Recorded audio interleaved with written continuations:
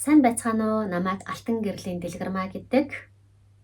Би доороо 4 дүүтэй айлын ууган охин байна. За сайн байна уу. Би Алтан гэрлийн удаах охин Ундармаа гэж одоо хоёр дахь охин байна. Намайг Баяраа гэдгээ би Алтан гэрлийн 3 дахь хүүхэд байгаамаа. Сайн байцгаана уу? Та бүхэндээ энэхүү орой мэндийг хүргье. Ави маань Монгол Улсын урлагийн гавьяа цэцгэлтэн цолны найранд хүрэлцэн ирсэн Аншлын хамт олон ах дүү хамаатан садан найз нөхөд та бүхэндээ маш их баярлалаа гэж хэлмээр байна. За та бүхэнтэйгээ өнөөдөр ингэж мэдчилж байгаа да энэхүү аавынхаа Монгол Улсын гавьяат урлагийн гавьяа цэцгэлтэн гэсэн энэ найран дээр энэхүү бичлэгээр уулзж байгаа да маш их баяртай байна. За бидний хүүхэд нас бол ер нь театр тэгээд ер нь гэрэл шүүм гэсэн энэ их айлын дунд бол өссөн. Тэгээ ээж бол ярьдаг за төргөд бид нар одоо удаагүй 45 хоног ажилдаа ордог байсан. Тэгэхээр тэр үедээ бол ингээд цонхны тавцан дээрээ тавиад тоглолттой үедээ ингээд хуурайлаад тэгээд та бүхэн бол ингэж өссөн гэх. Тэгэхээр бид нар бол 45 хоногтойгоос эхэлж баг энэ дуу, шүүм, тэгээд театр гэдэг зүйлтэй хамтдаа амьдарч өнөөдрийг хүртэл ер нь бол хамтдаа байгаа гэж ойлгож болохоор байна. Тэгээд ер нь бол манай ойрод театрын үеийн хүмүүс бол бүгдээрээ л манай гэр бүл юм шиг санагддаг. Тэгэл театрт ороод ирэхээр яг л нэг гэртээ ороод ирсэн офс очсон үедээ бол театраар ороод гарахгүй бол нэг юм ах дүүтэйгээ уулзаагүй юм шиг тийм мэдрэмж төрдөг.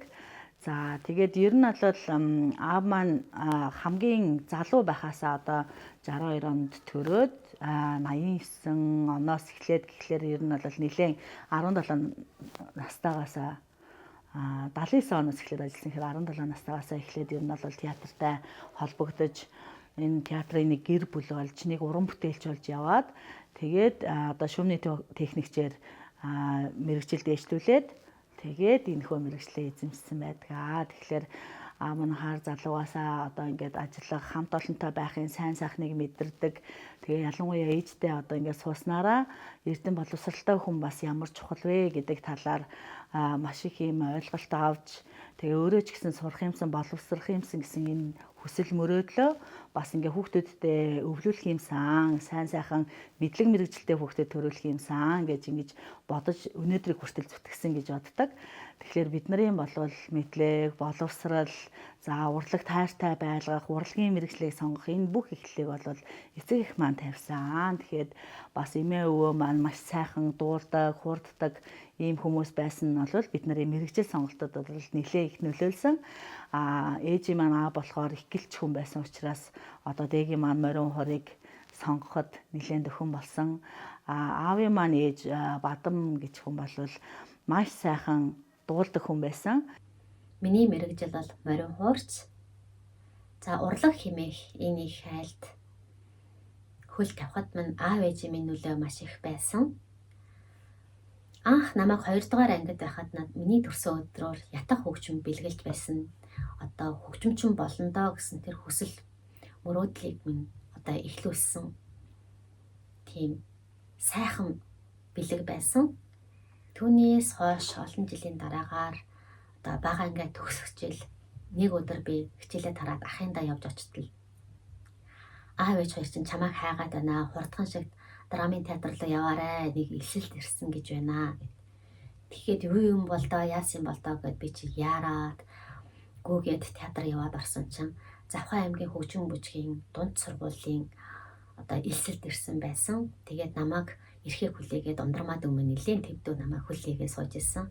Тэгээ бид хоёр хамгийн хүүхдүүдийн хамгийн сүүлд шалгалтаа өгөөд хоёулаа шалгалтандаа тэнцсэн.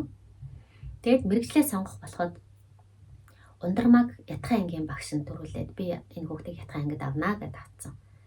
Тэгсэн чинь би бас ятхад ормоор байна гэсэн чинь одоо ингээд манай ятхан ангийн хүүхдүүд ингээд бүрдчихлээ. Чи одоо өөр хөгжим сонгоорой гэсэн. Тэгэхэд тэр шалгалт авч ирсэн багш нар дундаас нэг нь одоо морин хуурын ангид эмэгтэй хүүхэд авч байгаа энэ жил чи морин хуурын ангид орвол яасан бэ гэдэг саналыг надад тавьсан. Тэгэхэд аав ээж хоёрч бийж одоо юусоо итгэж чадаагүй эрэгтэй хүний тоглолтын хөгжмийг эмэгтэй хүн тоглож болно гэж юу яагаад вэ гэсэн нэг тийм асуулттай Тэгээд юм болох юм болов яах юм бол гэсэн тийм эргэлзээтэй байсан учраас бид нар тэр дорой хариугаа хэлж чадаагүй. Тэгээд тэр оройноо хөгшин аав ээж хоёр дээрээ очиод одоо саяын болсон үйл явдлаа бүгднийг хэлж ярьсан. Тэгээ багш нарт болохоор маргааш нь явах байсан учраас маргааш нь шийдээ хэлнэ гэд ингээд гараа явсан байсан. Тэгээд хөгшин аав ээж хоёр маань маш сайхан дэмжсэн. За одоо л бид нар ихэл хуураа тоглохоо болчиход байгаа болохоос биш бид хоёр хоёулаа ихэл хуурыг дарддаг юм аа. Бидний аав ээж ч гэсэн ихэл хуураа дарцаар ирсэн юм аа. Тэгээд яг одоо энэ цагт морин хуур гэдэг хөгжим их хүчтэй дэлгэрч байгаа учраас шинэ хөгжмийг одоо бидний үргэлжлэл болгоод сонгоорой гэж хэлсэн. Ингээд миний одоо морин хуурч болох замнал маань эхэлсэн юм аа. Тэгэхээр тэгж багаас одоо зөв бүвэлгч гэдэг юм уу те эсвэл бол яг ингээ хамт өсөж төрөөд ингээд хамт одоо өсөх явцад яг одоо бид нар театрт байж байгаа л одоо хөдөө очисон ч гэсэн энэ дуу хуур гэдэг юм огтодоо биднээс салж байгаагүй учраас магадгүй өнөөдрийн одоо хөөмийч хөгжимчин гэдэг ийм мэрэгчлийг олоход бол маш их юм дөхөн болсон байхаа. Тэгээд сургуультай 4 жил сурсны дараагаар 8 дахь ангид төгссөний дараагаар манай сургуульд морин хуурын багш одоо дутагдaltaй болж эхэлсэн. Тэгээд би өөрийн хүсэлтээр Улаанбаатар хотын хөгжим коллеж руу шилжих хүсэлтэд сургуультай тавиад одоо бичиг баримтаа авахыг хүссэн боловч эсэргээрээ намайг чи энэ сургуультай яаж игээ төгс тэгсний дараагаар чи энэ сургуультай эргээд чи энэ сургуультай багшлаараа гэдэг саналыг надад тавьсан. Тэгээд за энэ миний хүслээр болохгүй юм байна гэд би бодоод зуны амралтаараа гэртээ ирээд аав ээж хоёртаа учир шалтгаанаа хэлсэн. Тэгэхэд аав маань намайг маш их дэмжсэн. Миний хүслийг сонсож өгсөн. Тэгээд миний хүслийн төлөө Улаанбаатар хот руу намайг дагуулж явна гэд. Үнэхээр намайг Улаанбаатар хот руу дагуулж явсан. Би чаднаа, миний охин битгий санаа зовоо, чамайг би сургуульд ч оруулж чадна гэж хэлээд намайг үнэхээр тэр хөгжим бүжгийн коллеж тэр миний хүссэн хүлээсэн тэр сургуульд намайг оруулж өгч чадсан юм аа. Тэгэд энэ бол миний хувьд бол ааваас авсан бас нэгэн сайхан бэлэг байсан. Миний хүслийн төлөө шийдвэр гаргаж тэр хол Улаанбаатарыг зорин очиж намайг оруулж өгсөнд маш их өнөөдрийн хүртэл би талархаад бардаггүй. Тэрний хүчинд өнөөдөр би ардын жүжигчин Цэндийн Батчлын багшийн удирдлагын дор морин хуурч гэдэг мэргэжлийг бакалавр зэрэгтээ төгсөөд Монгол улсын морин хуурын чуулганд хөгжимчнөр ажиллах анхны гараагаа эхлэж байсан юм аа. Тэгээ дээрэс нь бол аав ээж хоёр бол хизээч одоо сурхаа зогсоо гэж бол хэлж байгаагүй. 1997 онд одоо эгчтэйгээ хамт хөгжимчгийн коллежид шалгуулад тэнцээд тэр үед одоо эгч нь арай бие даасэмчин хөгжимчгийн коллежид явуулъя. Одоо чиний хувьд болохоор жаахан байна. Тийм болохоор одоо ингээд явуулаад яах вэ? Энэ жилдээ өнжөө гэж хэлж яхад нь үгүй би заавал хамт явна гэж хэлээд нэг нь морин хуурын ангид нөгөөх нь ятгах хөгжмийн ангид гээд бид хоёр хамтдаа ингээд явж тэр үеэс хөгжимчин болох эхлэл маань тавигдчихсэн. Тэгэхээр аав ээжийн одоо холж ухаан сайхан одоо хөдөлмөрийн хүчинд ер нь бол мэдлэг боловсрал хамгийн чухал шүү. Ямар нэгэн юм боловсралтай хүүхдүүд болгоё. Охин хүүхдүүд учраас бас урлагийн боловсрал нь ингээл тэ зүрх сэтгэлийн боловсрал амьдралд хатуужилтай байх гэд өчнөө олон юмнуудыг ингээд сургаж мэдүүлдэг учраас энэ мэргэжлийг олохыг гээд хөгжимчгийн коллежид сургасан байхаа. Тэгээд ямар ч байсан бид хоёр болохоор хөгжимчгийн коллежоо төгсөөд Усын театртаа би бол яг дадлагаар ажиллахаар 2003 онд ирж исэн. За тэгээд нэг 3-4 сар байна уу 5-6 сар ч үл ажиллаад дараа нь за аав хоёроо би ер нь бол цаашаа сурмаар байна. Би болохоор ингээд сэтгүүлч болох уул нь бол хүсэлтэй. Тэгээд ингээд багаасаа хөгжимчингээ явсан учраас энэ мэргэжлийгээ ингээд үргэлжлүүлэх тийм мэдлэг мэргэжлийг олмоор байна гэсэн. Тэгэхээр аав хоёр олон жил бид хоёроос ингээд театрт ажилласан учраас үнэхээр ингээд хүүхдүүд бас сурж хөгжиж гэж байгааг бас ойлгож байна. Тийм болохоор яваа, сураа, мэдээ гэд ингээд явуулсан. Тэгээд тэр үед болохоор Монгол Улсын их сургуульд шалгалт өгөөд тэр үеийн конкурс өгж байгаа хүүхдүүдтэй хамтарч ороод Монгол Улсын их сургуульд элсэж исэн. Тэгээд дараагийн одоо нөгөө урлаг судлаач гэдэг мэргэжлийг олж авах одоо сэтгүүлч шиг л яах аргагүйгээр яг ингээл судалгаа хийх те уран бүтээл ямар байдаг, яаж төрдөг, тэрийг одоо хэрхэн өвлдөг, ямар хүмүүсийг нь одоо өв тээгч гэхүү гэх мэт ийм маш нарийн мэргэжлүүдийг олж судлахад бол энэ мэргэжил маань маш их тус болсон. За тэгээд энэ мэдлэг мэргэжлийг олсны дараагаар бол ингээд гэр бүл өөр хүүхэдтэй болоод тэгээд цаашаа үргэлжлээд магистр, докторт гээд ингээд суралцаад явж байна. Тэгээд бас энэ хугацаанд маш ийм урлагийн гэр бүлд төрсөн. Тэгээд энэ мэдлэг мэргэжлийг яагаад заавал зөв эзэмших ёстой вэ гэдгийг маш сайн юм судалж одоо сурах арга барилыг багаас маань одоо хүчмэжгээс эхлээд сургасан учраас энийг бол өөртөө аягүй сайн шингээж одоо ингээд эцэг хийхээ энэ их хүч хөдөлмөр өдөр шөнөгөө зүтгэж байгаа хүүхдүүдэд мэдлэг мэргэжилтэй болгоё гэж зүтгэж байгааг одоо маш сайн ухаарж исэн учраас тэр үед хөөмич гэдэг мэргэжлийг хөөмийн судлал гэдэг мэргэжлийг сонгоод тэгээд суралцаад тэр үедээ бол ингээд үндэсний урлагийн театрт 2 дугаар курсын оюутан байхдаа бол ингээд үндсэн хөөмичээр орж ажиллаж исэн бас нэг юм эцэг хийгээ нэг удаа ч гэсэн энэ удаан жил одоо сургаж боловсруулсных нэг ач гавьяаг одоо ингэж гаргаж мэдлэг боловсралтай болж гинэ, боловсрж гинэ гэдгийг нэг мэдүүлсэн хэрэг болсон байх гэж боддог. Тэгээ өнөөдрийн байдлаар бол Солонгосын үндэсний урлагийн их сургуулийг магистр төгсөж ирээд одоо Монгол Улсын боловсролын их сургуульд докторт сурж байгаа. Бас эцэг эхийнхээ нэгэн адилаар хүүхдүүдээ ч гэсэн мэдлэг мэргэжилтэй болгох юмсан гэдэг ингээд хувийн сургуульд одоо хувийн байгууллагт ингээд хүчин зүтгээд явж гинэ. За тийм болохоор эцэгтэй маш их баяртай байдаг. Тэгээд аав ээж гэдэг хүн яагаад мэдлэг мэргэжил чухал, яагаад ингээд урлаг чухал тэр дундаа яг ингээд урлагаар хүмүүжсэн хүн гэдэг бол хамгийн зөв сэтгэлтэй, хамгийн сайхан сэтгэлтэй, нийтж хамт олонч гэд тэгээ олонний дотор бие авч явах соёл гэд айгүй олон юмыг сургадаг. Яагаад энэ бүхнийг сургасан бэ гэдгийг нь бол хамгийн их ухаарч ойлгосон. Тэгээ аав ээжтэй бас их баярлаж явдаг шүү гэж хэлмээр байна. Алтан гэрлийн ундармаа гэдэг одоо Монголын цөөхөн эмэгтэй хүмүүжтэй нэг болох ундармаатай би 2000-ад оны одоо үед манай үндэсний дуужгийн эрдмийн чуулгат ундармаа маань одоо хөөмичнөр орж ирж исэн. Тэгээ ундармаа маань их хөөхөн жоохон хөвгт орж ирж исэн. Тэгээ ундармаатайгаа их бас хамт олон жил хамт ажилласан. Тэгээ ундармаа маань тэгээд Солонгост одоо сургууль сураад тэгээд одоо өөр мэргэжлэр сураад ингээ явсан. Тэгээ ундармаа маань их хариуцлагатай. Тэгээд би одоо ундармаагийг ажиллаж явах үед одоо үндэсний дууж эрдмийн чуулгынхаа нөгөө дуу алавны дарга байсан байхгүй юу. Тэгээ ундармаа надад маш их тусалдаг. Миний одоо тэр тухайн үед одоо манайч нэг ангийн фонд гэж байдаг. Тэгээ ундармаа тэр фондыг барьдаг.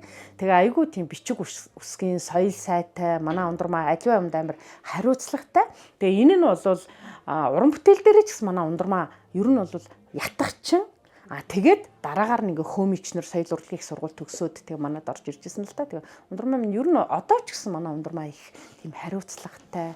Тэгэхээр энэ бол мэдээж хэрэг одоо аав ээжийн хүмүүжил хүүхэд одоо мэдээж нөгөө хүнийг ямар вэ гэдгийг харахын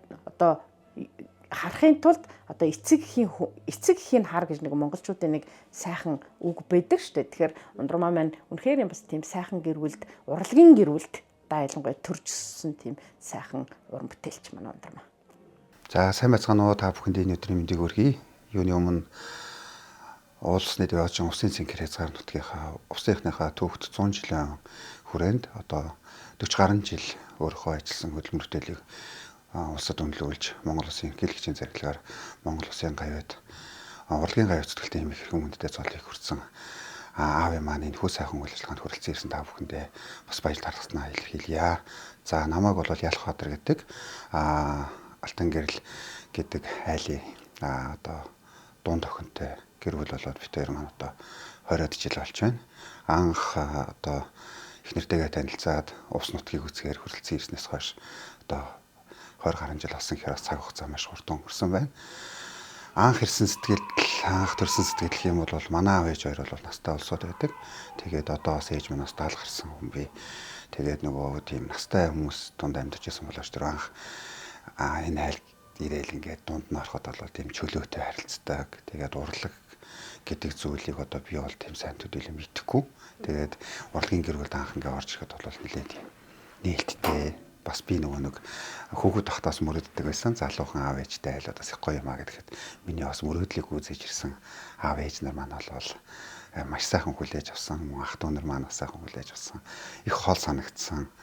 Тэгээд анхны сэтгэл гэх юм бол одоо ер нь тиймэрхүү зүйлүүд эргээд дурсахад бас бодогдож байна. За тэгээ мэдээч хэрэг урлагийн гэр бүлд ирээд урлагийн хүмүүсийг харахаар бол урлаг гэдэг маань юм байт юм байна. Жаргал зовлон юм байт юм байна. Цаг нарны юм байт юм байна.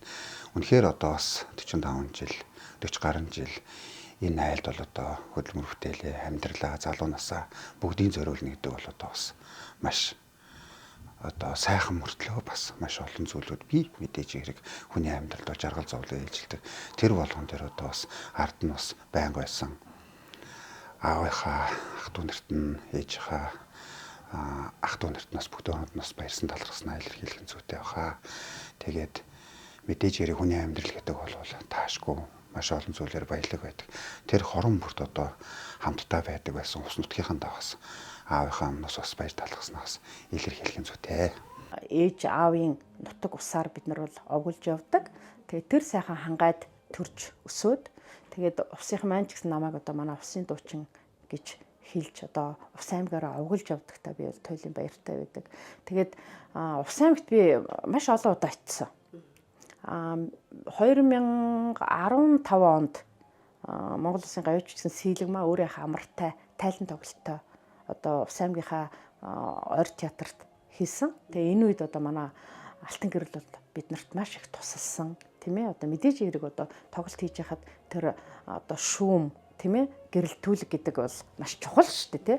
Тэгээ бид хэд ойр театрт 4 удаагийн тоглолт одоо 2 өдөр нэг ингээд 4 удаа тоглолт хийхэд манай одоо Ундрмаагийн маань ээж одоо Анчмаа Алтан гэрэл хоёр маань маш их тусалсан. Тэгээд надаа одоо бас Ундрмаагийнхаа аавыг Монгол Улсын урлагийн гавь зүтгэлэн цолд хүрсэн зүйл үнэхээр юм баяртай байна. Тэр бол далд фронт юм баггүй юу? Энэ шүүм, тайз, гэрлийнхэн бол бид нар бол урд гараа дуулцдаг.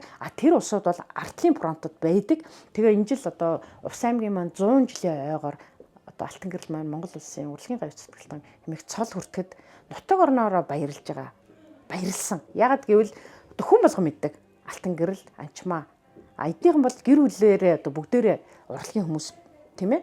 Одоо манай Ундрмаагийн чи ихч чинь дэлгэрмаа морио хуурч, манай Ундрмаа маань морио хуурч, ээж маань одоо тэр театртаа насаараа гэрэлтүүлэгч ийсэн. Аав нь одоо тэнд одоо дуу шүүмэн дээр бол одоо хүн болго антахгүй. Тэр Алтан гэрэл гээл тэгэхээр одоо нэг юм сайхан малгар шар хүн байдаг гэл. Тэгээ манай Ундрмаа чи ерөнхийдөө бас аавтайгаа их адилхан шүү дээ. За манай бол одоо насаараа боловсролын салбарт ажилласан монгол хэл бичиг уран зохиолын багш хүн. Тэгээ ээж маань бол одоо аавыг мандагаад боловсролын салбар сургуулийн өмнөх боловсрол хийж үзээгүй ажил байхгүй. Тэгээд тэр ажлаас бол арай ондоо санагдсан зүйл гэх юм бол жишээлбэл намайг анх хүлээж авчаад онгоцноос буугаал ирээл цай унд уучаал бүгдөө гараа утгсан аав ээж хоёр. Тэгээ би бүр ингэж гайхаад яасан бол та гэдэг ингүүд одоо нэг орой үзүр эхлэх гэж байгаа. Тэгээ нэг хүмүүс бүр гандж байгаа. Тэгэл тэнцээ тийм олон юмнууд ингээ хүлээж. Тэгээ би мэдэхгүй тэгэл гайхаал нэг хоолунд идчихэл тэгээ араас нь яваад утсан чинь тэнд одоо зэрэгтэл зөөрөн хүмүүс аль эсвэл тайз дөрвөн уран бүтээлчд тий тэр хоёр хүнийг хүлээгээд байдаг. Тэр урлагийн арын алба гэж ийм ажил байд юм байна. Хөөхин урлаг гэдэг чинь зөвхөн ингээ бидний үзээд гардаг зүйл биш юм байна. Тэрний хойноос ийм их ажил өрөндөө юм гэдгийг анх удаа хараад маш их гайхаад тэгээд тоглолт бол тоглолт дуусна. Гэтэл бол техникийн гэрлийн хүмүүс өдөр хойно ажиллаа хийгээд маргаашийнхаа тоглолтуудын гэрлийг тавиад дуу шумаа тааруулаад микрофонуудаа байрлуулад тэг үлддэг. Нэлийн би бас нэг тийм хүнд ажил. Тэгээ мэдээж хэрэг бол тэнд бас сайхан зүйл зөндөө байгаа. Мэдээж хэрэг одоо энэ жишээлбэл юу гэдэг юм улсын наадамд Увс нутгийн бүх төрүүлээд хамгийн түрүүнд жаргалын алтан гэрэл гэдэг хүний утас дуурайад аяаха одоо техник хэрэгсэл аваад Цэтэн малын талбай дээр ирээрээ гэд дуудахад бол аа маань тэр баярлж байгаа. Тэ бусдын төлөө энэ аз жаргалын төлөө өөрийгөө зориулна гэдэг. Уг нь бол бас заримдаа өөрөө бас баярламаар байгаад идэг. Наадам болж идэг. Тэнд чинь тэгтэл бол тэгж өрөөс огт болдгоо. Салбар бол яа харахгүй урлагийн арын албан салбар юм гэдгийг үтсэн. Аав гэдэг хүн бол надад маш тийм халуун дотн дулаахан зүйлийг мэдрүүлдэг. Манай аав бол одоо Увсан аймгийн театрт насаараа ажилласан. Анх эхлээд жүжигчин мэргэжлэр анх орж ирсэн. Тэгээд одоо яг энэ дуу шоуны техник, дууны инженер гэдэг мэргэжлэр ингээд 46 дахь жилдээ ажиллаад Монгол Улсын урлагийн гавьяа цэцгэлтэн хэмээх цол тэмдэг шагнуулсан. Хамгийн их бахархдаг юм зүйл нь юу гэхээр манай аавгүй ямар нэгэн уран бүтээл, ямар нэгэн тийм үйл ажиллагаа бол болдоггүй. Ямар ч хүний дайлах, цайлах болсон манай аав очиод суудсан байдаг. Ямар ч урлагийн наадам, цэнгэлтэх хүрээлэнгийн бүх тийм ээ алтан гэрэлгөө одоо наадам гэж болдоггүй.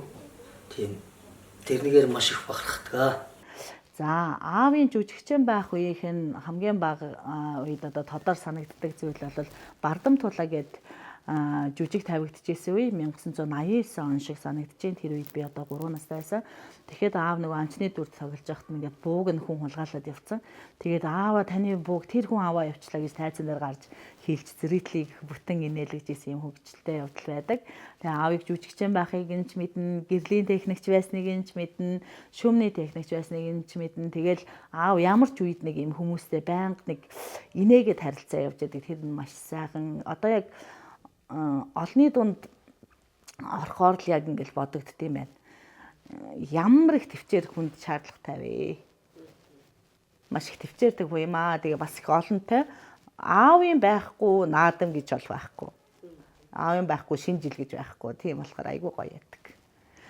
Тэгээд яг хөө бид нар нөгөө багаасаа 11 настайгаасаа гэрээсээ гараад явцсан болохоор тэр болгон нөгөө дүүнер шиг өдөр болгон хамт ингээ байдаггүй.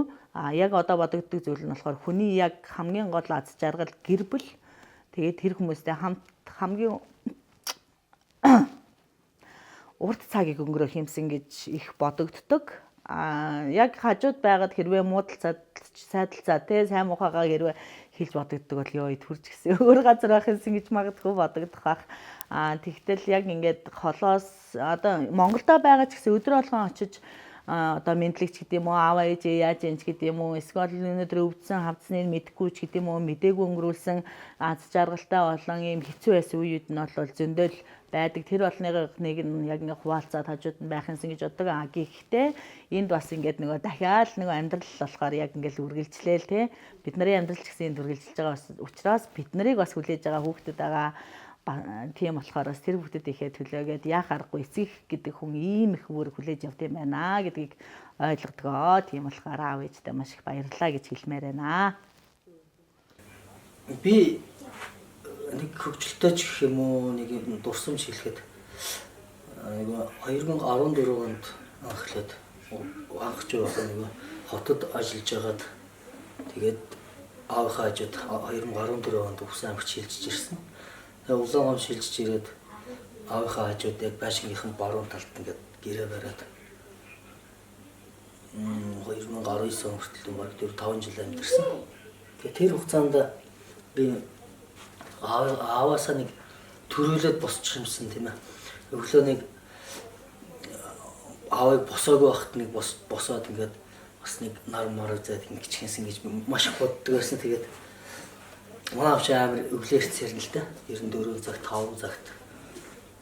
Би нэг 6 мургайг босоход ер нь аль хэдийн босоод ингээ гэрийнхаа хашааныхаа бүх юм хүмийг янзлаад өөрийнхөө аппаратур техник өөрийнхөө машин тэрэг гарчсан барьсан бүх юмудаа ингээ янзлаад тэгчээд ажилдаа явцсан байдаг.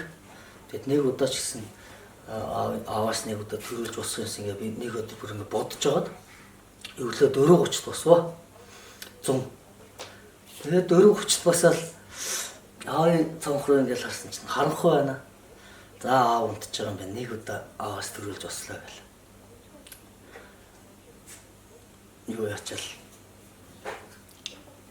Нойлороо буцаа гэрлэгөө явж чи хойно хашааны хаалгад өрөхгүй.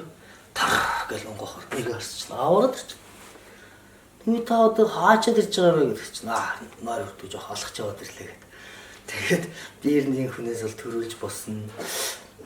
Нөгөө ааваасаа илүү гардаг хүүхдэж байдаггүй гэдэг шиг гэдгийг өгтөө бол яг тэр өдрөөс хойш эвлэрчээсэн. Тэгээд өөрөө маш их бахархдаг. Ер нь бол ээж гээл хэлэхээр хүмүүс ямар сайхан байдаг үлээ. Тэгээл аав ээж ер нь байна гэдэг бол хажууд маш сайхан бүтэн байна. Бид нар бас өнөөдөр азтай байна аав ээжтэйгээ. Ээж бол бүх хүнтэй бас яг сайхан инээж харилцдаг. Тэгэл ээжийн учрыг олохгүй юм гэж ер нь бол байхгүй дээ. Ээж одоо бид нар одоо өдий том болсон, үр хүүхэдтэй болсон, гэр бүл зохиоцсон мөртлөө хүү ээж нэг тим юм зохицуулах арга байна уу гэхэл одоо ээжтэй ярина. Тэгээд мэдээж ээж хамгийн сайн удирдах, хамгийн сайн хань байж тэ альва амжилтын ард гэр бүл хэрхэн дэмжсэн, хэр хамт байсан, хэр их ойлгосон бэ гэдгээр нь тухайн хүний одоо амжилт тодорхойлогддог. Хэрвээ тэр үед би чадахгүй гээл ингээл айлуулах хоошо суугаал те эсвэл сал сарнаад ч гэдэг юм уу юу ч амьдрал тохиолдож болно. Тэгэхэд бүр ингээд ямар ч үе байсан ээж бол төвчээд өнгөрөөж исэн хамгийн сайхан инээгээл зовлонгоо тотгошоо нууж чаддаг хүн. Тийм болохоор ээжтэй маш их хайртай шүү гэж хэлмээр байна. Би өөрийгөө хамгийн азтай, аз жаргалтай, хамгийн их өссөн хүүхэд нь гэж боддог. Яагаад вэ гэвэл би хамгийн бага охин нь өглөө бүрийг аав ээжтэйгээ цуг өгтдөг, өдөр бүр автагаа цуг ажилдаа явдаг, идэхгүй чадахгүй зүйл дээр маань аав ээж хоёр маань тусалдаг. За ингээд аавдаа зориулаад эрийн сайхан хэмэр болсон хөлөг морины явдлыг илэрхийлсэн Жонон хар морины явдал хэмээх татлагыг зориулан барьж байгааг минь хүлээн авна уу.